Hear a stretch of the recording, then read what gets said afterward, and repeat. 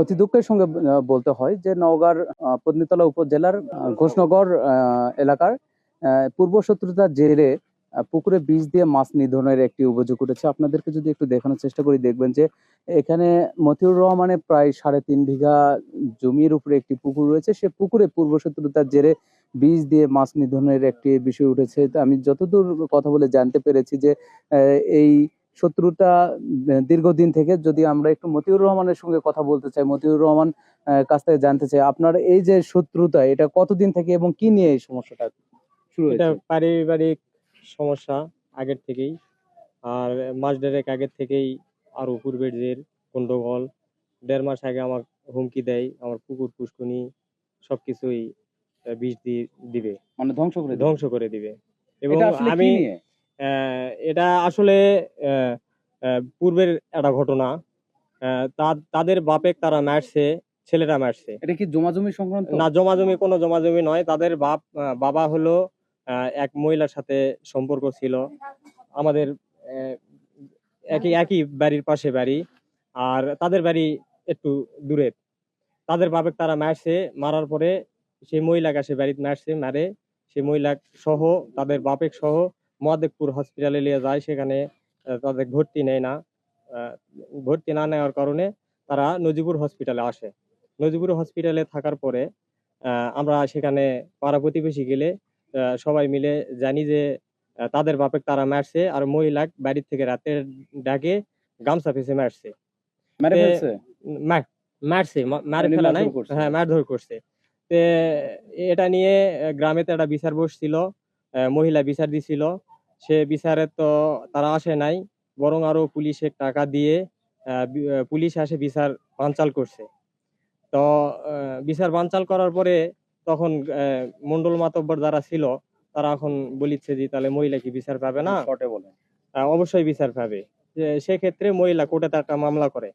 আর কোর্টে যখন তার নামে নারী নির্যাতন মামলা করে, আমাদেরকে ওই মহিলা সাক্ষী করে পাড়া প্রতিবেশী হিসেবে। সাক্ষী করার কারণে ওরা ওদের বাপের ঠ্যাং ভাঙছে। এই বিষয়টা নিয়ে রাজশাহী মেডিকেলের সার্টিফিকেট কিংবা নজিপুরের সার্টিফিকেট সব সহ আমার বাপ সহ আমাদের 5 জনে আসামি করে সাক্ষীর বিরুদ্ধে। এই প্রথম একটা গন্ডগোল হয়েছে, পরে আবার গন্ডগোল হয়েছে। মোরে এই বিষয়গুলা নিয়েই আমার হাতের দাড়ি মেরে হাত ভাঙছে। আর ওর ছোট ভাইয়ের বাড়িতেই ওর বড় ভাইয়ের মাথা ফাটছে। এরকম একটা শত্রুতা। এখন বলা যেতে পারে যে শত্রুতার জের ধরেই এই পুকুরে বিষ দিয়ে মাছ মাছ যে নিধনের যে বিষয়টা, সেই বিষয়টা উঠেছে। এখন যদি আপনাদেরকে দেখানোর চেষ্টা করি, দেখবেন যে পুকুরে যে পানির যে মাছ, সে মাছ বিষক্রিয়ার কারণে পুকুরে কিন্তু ভেসে উঠেছে। ভেসে উঠে উঠে কিন্তু মারা যাচ্ছে। অনেক মাছ তুলে নিয়ে যে আহ রাখা হয়েছে। আমরা যদি একটু এখানে যারা স্থানীয় আছে, স্থানীয়দের সঙ্গে একটু কথা বলবো, একটু কথা বলে আর জানার চেষ্টা করবো যে আসলে আপনারা যে এই যে পুকুরের যে পূর্ব শত্রুতা, একটা মারামারিকে কেন্দ্র করে যে আজকে মামলা মোকদ্দমা বা আজকে যে এই যে মাছ নিধনের যে বিষয়টা উঠেছে, এটা আপনারা আসলে কিভাবে দেখছেন? আমি সোমবার তাই আসলাম, এসে দেখি যে পুকুরে মাছ মরিচ্ছে। এতে মাছ মরা দেখে আমি তো মনে করেন যে মাছ উপরে কিছু তোলা ছিল, এই যে মাছগুলো এনে যায় ওখানে রাখিছে। আসে দেখলাম যে না, বিষ দিয়া মাছ। এটা মনে পূর্বের জেরেই মনে হয়, এটা মনে হয়।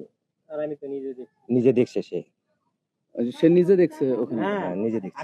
আমি যখন পুকুরে আসি তখন আমার আচ্ছা, যেমনটি বলছিলেন যে এই যে উত্তর পশ্চিম কর্নারে যখন বিষ দিয়ে সে ব্যক্তি এখানে বসেছিল, সেই বিষয়টা কিন্তু এই পুকুর মালিক যে মতিউর রহমান আছে, সে মতিউর রহমান দেখেছে। একটু যদি আপনাদেরকে দেখানোর চেষ্টা করি, দেখবেন যে এখানের স্থানীয় যারা গ্রামবাসী আছে, সেই গ্রামবাসী গুলো এখানে কিন্তু এসেছে এবং তারা তাদের যে ভাষ্য, সেই ভাষ্য অনুযায়ী যে এখানে যারা এই পুকুরে বিষ দিয়েছে,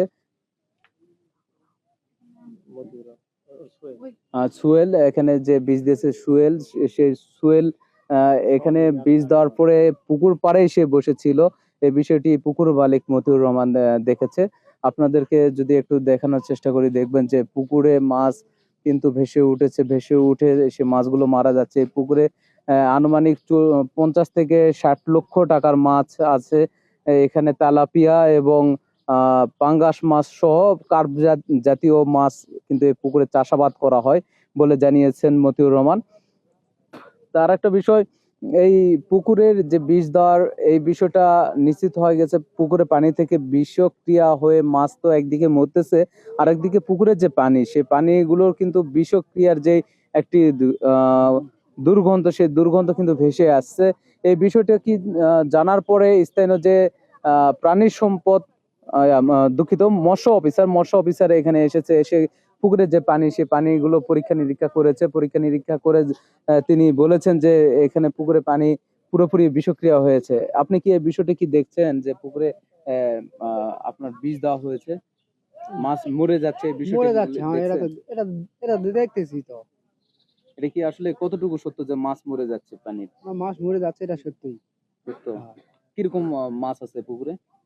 সঠিক তো আমি বলা পারবো না, আমি তো হই পারা তারপরও আছে 400-500 মন তো হবেই, বুঝি না? 400-500 মন আছে। তা তো হবেই, প্রচুর মাছ আছে, আমি কথা বলা পারবো না। আচ্ছা, যেমনটি বলছিলেন যে স্থানীয় ব্যক্তিরা যে এই পুকুরে 4 থেকে 500 মন মাছ আছে, যা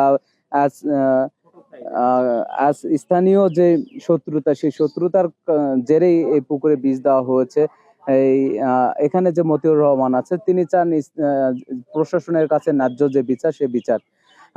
এখন দেখার বিষয় যে প্রশাসন চোখ কতটুকু খুলে যায় এবং এই যে ন্যায্য বিচারটা কতটুকু পায় মতিউর রহমান, এটা এখন দেখার বিষয়।